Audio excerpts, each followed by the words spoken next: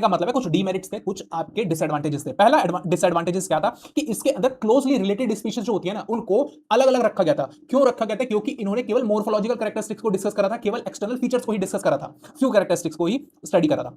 दूसरा, इसके अंदर दूसरा डीमेरिट्स और डिसएडवांटेजेस ये था कि इस आर्टिफिशियल क्लासिफिकेशन सिस्टम के अंदर आपके सेक्सुअल मोड ऑफ रिप्रोडक्शन और ए सेक्सुअल मोड ऑफ रिप्रोडक्शन को सेम वेटेज दिया गया, सेम मैनर में एनालाइज करा गया।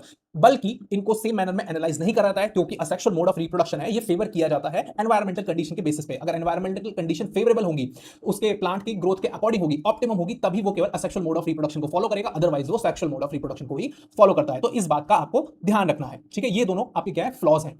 दूसरा जो क्लासिफिकेशन सिस्टम है वो है आपका नेचुरल क्लासिफिकेशन सिस्टम। इस नेचुरल क्लासिफिकेशन सिस्टम में इसमें मोर्फोलॉजिकल कैरेक्टरिस्टिक्स के साथ साथ इसमें इंटरनल फीचर यानी कि एनाटॉमिकल फीचर्स को भी डिस्कस करा गया। जैसे एनाटॉमिकल स्ट्रक्चर की बात करें कि उसके अंदर कौन कौन से ऑर्गेनेलिज प्रेजेंट हैं, उनके अंदर एम्ब्रियो किस तरीके का डेवलप हो रहा है, या फिर हम फाइटोकेमिस्ट्री की बात करें किस किस तरीके का फाइटो हार्मोन वो